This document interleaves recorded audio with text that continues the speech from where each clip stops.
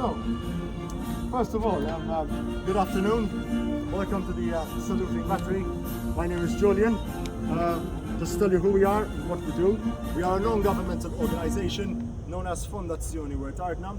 Our main objective is that we preserve our historical sites, and since you are spending your holidays, we would recommend you to visit our sites, which includes the Saluting Battery, which you are currently here at the moment.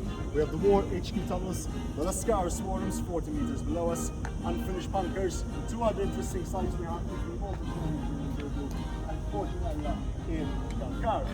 Now, as you can see here, we fire the cannon at 12 o'clock noon and 4 o'clock in the evening, twice a day, from Monday to Saturday, because this is an age-old tradition which goes back hundreds of years ago during the English period, when Malta was under the British Empire, because public and saluting was announced by firing. But historically, saluting started during the Knights period, because the battery was built by the Knights of St. John. They used to fire at St. James Bastion in order to fire during the day hours of work, lunchtime, prayer, the opening and the closing of the city gates. When the British arrived, they introduced the noonday gun firing, which was very important.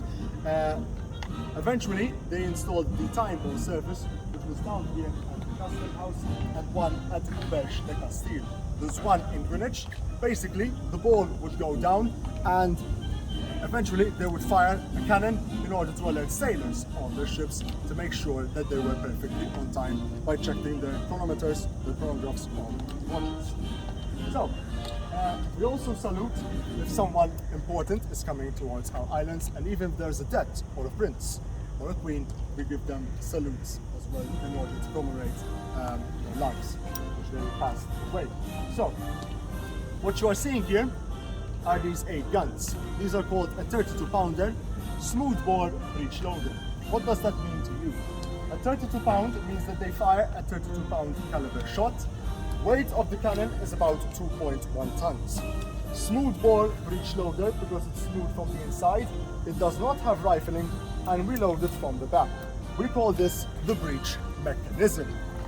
Range is about 457 meters, 500 yards.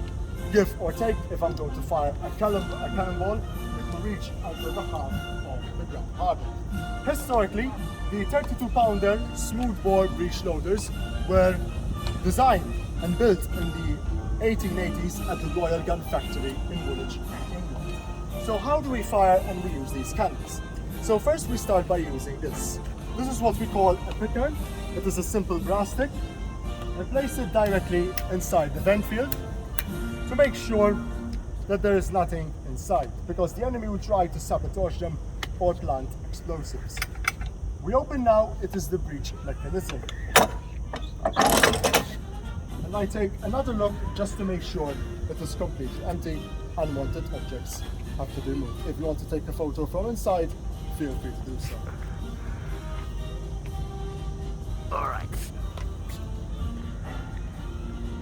So, as you may know, many think that, do you fire these cannonballs over here? Well, technically no, because we'll end up in trouble, and we do not want to destroy the fortifications on the other side of the gun. What we fire is blanks of cartridges, 600 grams of it, and 100 grams of flour. I place the cannonball inside, the blank cartridge, inside the bore of the cannon, and I use the picker to pierce it to make a hole like this.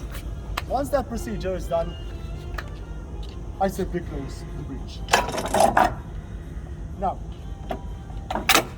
next thing you have to do is that we need to explode it. We only fire one cannon, but reload another one just in case if we have any misfiring or previous firing. These guns are fired when we have a public holiday. We call it a full gun salute.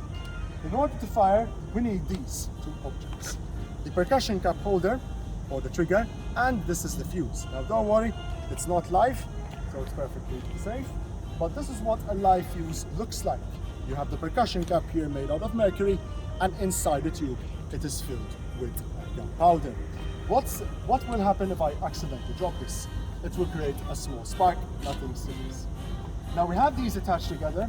Now it is very important that I have to place them very carefully inside the vent field like this.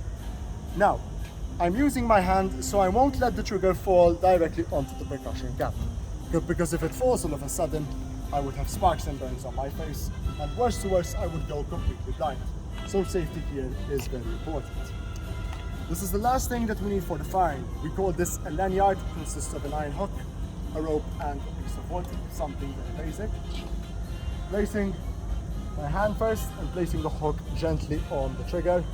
Once everything is in good shape, I simply turn on the right like this, two steps on my right.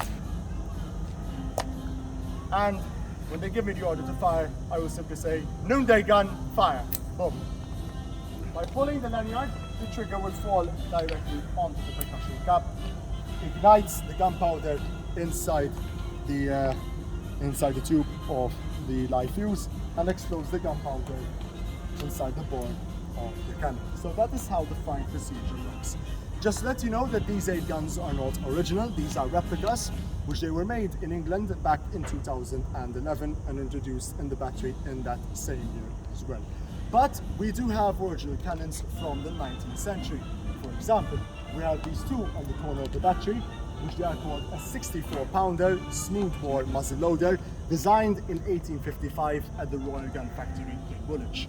We have 2 near the monument and 3 under the arches. The only original 32-pounder smoothbore breech loader which we have is that one under the arches.